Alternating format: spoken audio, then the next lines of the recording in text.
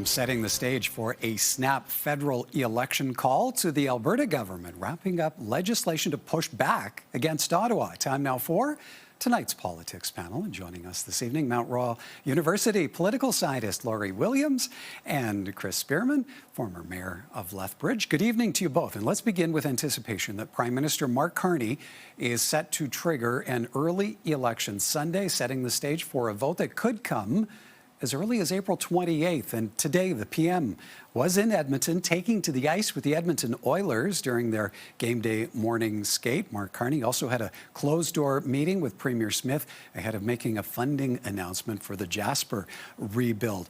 Laurie, calling a snap election Sunday avoids the scheduled return to Parliament, which was, as we all remember, prorogued way back January 6th. What makes this a necessary move where Mark Carney is concerned? Well, bottom line, he needs a mandate, or whoever the next prime minister is, if he's unsuccessful in the election, needs a mandate to deal with the very real challenges that Canada is facing. This sort of state of limbo is not ideal for dealing with particularly the challenges coming out of the United States, the negotiations, and just the tenor of relations could profoundly change depending on the strength of support within Canada and the clarity of that strength from within Canada. So there's no choice. If you don't want to go back to Parliament, if you want to be able to pass the legislation to accomplish some of the objectives that have been placed on the agenda, you need a mandate from the people, and this also has the advantage for the Liberals of limiting the amount of money that the Conservatives can spend on attack ads against the Liberals and particularly Mark Carney. Chris, with just 1 week in as Prime Minister, what is to be made of any momentum being built up by Mark Carney? Well, I would say that he's already built up momentum. Looking at the polls, I'm not an expert on polls, but it looks to me like the Liberal strategy of electing a new leader has basically canceled any CPC lead. I've seen basically dead heats or even projecting a Liberal win. So I would say this is an ideal time to go forward with an election. From their point of view, what's the point of calling back Parliament and getting beaten up in question period? Just go straight to the polls. Laurie, this is anticipated to be a shorter election window, shorter election period, with the vote being either April 28th or May 5th. Which party is that time frame more likely to play to?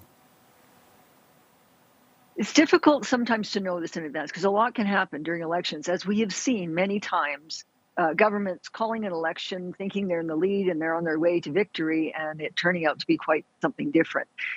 Chris is right. The momentum is currently on the side of the Liberals, but it's not just about changing the leader. It's about changing the narrative, the concerns that Canadians have. Up until now, Pierre Poilievre was quite successful in looking back at the Liberal Party record and pointing out that he would be able to do a better job than the Liberals had done in the past.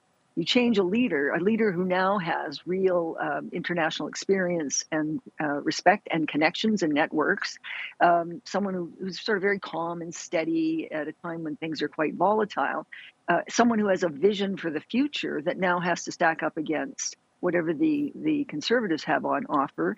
And it's not surprising that we're seeing in the polls that Mark Carney is actually 10 points ahead of Pierre Poilievre in terms of who would be the best Prime Minister, and that might be their biggest advantage at this point. Having said that, Mark Carney isn't a tried and true politician, and he's a great move to play shinny with the Oilers there, but he's seen as a bit sort of detached and maybe not the kind of person you would have a beer with, and that may not be the issue in this campaign. Likability may not be the primary concern. The primary concern might be who can manage the challenges, the daily challenges that are coming out of the United States, the instability from there, and whether whoever the next prime minister is can effectively manage in a much more stable, calm way those challenges going forward. And I think Canadians are nervous, they're united, and whoever can capitalize best on that will be successful in the election.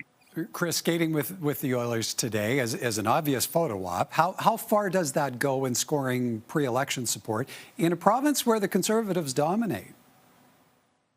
Well, I think what Mark Carney's trying to do is portray himself as an average person. I think there's a perception that he might be a banker person and he might be not the type of person you want to go and have a beer with, but I think they're doing everything to demonstrate that not only is he technically competent, but he's an average guy, and he's not an elitist.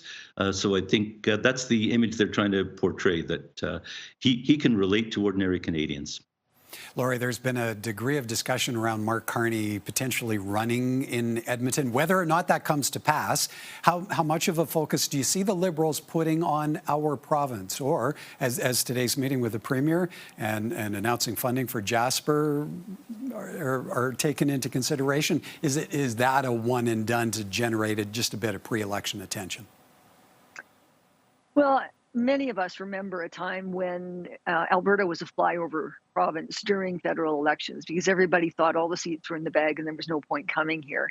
I think some Albertans appreciate the fact that the current Prime Minister, who is a Liberal, comes to Alberta knowing that the challenges are great.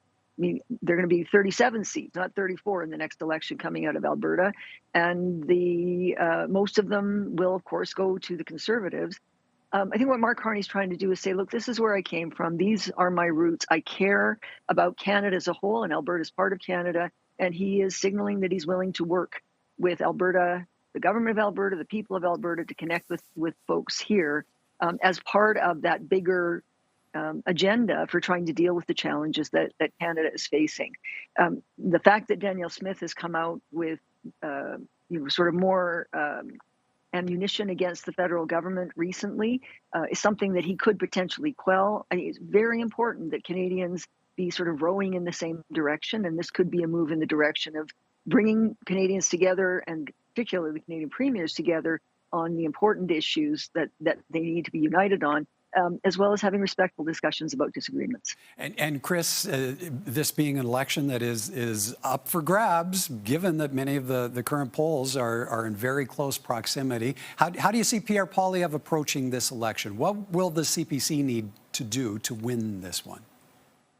Well, I think even Pierre Poilievre doesn't quite know the answer to that question yet. He has basically taken one approach against Justin Trudeau, and now all that's gone away. And the way I look at it, Pierre Poilievre and the CPC are struggling to develop a successful message at this point. And, that's the challenge.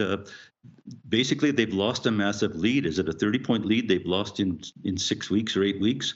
And basically, when they're interviewed to respond against anything the Liberals and Mark Carney have said, they seem to be grasping at straws. So I'm not quite sure.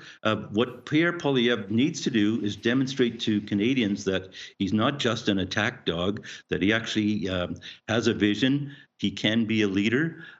I think this attack approach, some people say that works in elections. I wonder if that does. And you see Mark Carney's avoiding that. He's demonstrating calmness. Those two styles, I think leadership styles might be the determining thing that ultimately decides this election. Okay. They'll decide who they want to be the Prime Minister. All right, we need to jump to a break, but when we come back, new Alberta legislation pushing back on the federal government. More from our politics panel in a moment. Welcome back. With the federal election looming, the Alberta government is out with legislation targeting what it calls unconstitutional federal overreach. We face a dual threat. Yes, we have to deal with the tariffs, but we also equally have to deal with a federal Liberal government that has tried to crush our economy for the past 10 years. Over the next 5 years, the feds want to cut oil and gas emissions by about a third below 2019 levels. The Premier plans to block that goal by deeming emissions data essential infrastructure, thus barring federal officials from accessing it. Chris, to what degree is this about timing with the federal election on the doorstep? What do you take away from the Smith government's motivation here? I think politics is always about timing. I think Danielle Smith wants to provoke and determine where there are weaknesses in the federal government strategy. She's clearly going to support the CPC government going forward, and if she can create irritations with the Liberals, she'll do that. Laurie, what kind of tone might this set ahead of an anticipated virtual meeting tomorrow between the PM and the rest of the premiers? And where does it leave Team Canada dialogue and unity with those Trump tariffs still looming? Yeah, this is where I think strategically there might be some challenges. I just want to point out that there are discussions going on across the country amongst premiers saying that they're willing to talk about pipelines. And that willingness to talk about pipelines will hinge to some degree on balancing energy and the environment. So I'm not sure this helps Pierre Poilievre. I think Daniel Smith is someone that Pierre Poilievre would, for the most part, prefer stay in the background because he doesn't want associations with anything that's too radical. But in terms of the talks amongst the premiers, you have to be strong, obviously, for your province. But there's a moment here where there's an opportunity when provincial premiers across the country are open to a discussion that we haven't heard before. And part of that openness is because of the support of the people, particularly those in Quebec. As Premier Legault is saying, he now thinks he has social license to talk about a pipeline in ways that he didn't before. And so I think that balance has to be managed very, very delicately. Never mind that constitutionally, I think there are questions about the argument being made. Standing up for Alberta can also mean standing up with other Canadian provinces on balancing energy and the environment. I would like to see that be part of the message at the very least, because that's going to be the sort of thing that brings people on board, as we've seen in the past. Alberta premiers who talk about and take seriously the environment have generated more support across the country for the oil and gas industry and pipeline. Chris, on the home front, we heard the clip of the Premier there equating the threat of tariffs to that of the federal Liberal government's treatment of Alberta. How do you see that resonating with Albertans? What kind of impact does that, let's call it a degree of hostility? What kind of impact does that carry? I think that message always resonates with Albertans, but less so with Canadians in the rest of Canada. So Alberta's seen to be a privileged province that seems to have lots of wealth, lots of assets. I think going forward into these meetings tomorrow with the premiers, there's going to need to be some balance. But the premier is basically staking out her ground ahead of the meeting, saying there's areas that she won't compromise on. And we'll see how well that plays. I think it's a real problem that we have in Canada that, and they don't have it in the U.S. so much, where we need to create unity amongst our provinces and amongst our premiers. And we clearly have two premiers that are going to stand out differently from the rest of the provinces. So it's a challenge for Mark Carney going forward to bring everyone together. And if we have premiers that are disagreeing with the federal government going forward, we know that our adversaries south of the border will exploit that.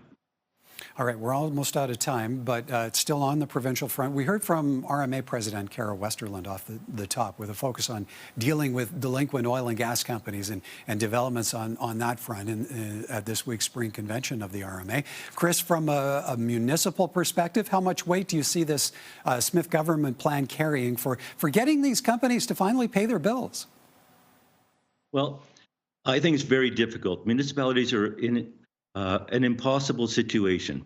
The quick solution to this is for the provincial government to pay the municipalities the $253 million that they are owed, and then have the provincial government collect it from the oil companies. Making the municipalities go through a complicated process through the Alberta Energy Regulator is just going to be, it's going to take forever to collect. It's going to allow these companies to get away with never paying. I don't see that as a winning solution. Let the government accept the responsibility for the mess that they've made, make sure the municipalities have the money they have to provide the services they need to provide to their residents and businesses, and don't make it a municipal problem to collect from these companies now. Make it a provincial problem. All right, Laurie, I think we maybe have all of 30 seconds, but this issue of oil companies not paying their tax bills, not a new one. It's posed significant financial challenges to these municipalities. We've talked about it before. What happens if this latest approach doesn't end up moving the needle? Well, I think Chris has made an elegant alternative solution in that the provincial government could simply take on the responsibility and relieve municipalities of the problem. If they don't solve the problem, you add this to concerns about healthcare, particularly in rural Alberta, affordability issues, and so forth. they've been able to rely on rural Albertans to support them up until this point. At some point, if the provincial government isn't meeting them where they are much in need, it could start to at least cause people not to go to the polls at all, or perhaps even vote for other parties, which potentially could be a concern. Okay, we're out of time. Have to leave it there. Good to see you both. Thank you kindly. Thank you. Thank you, Michael.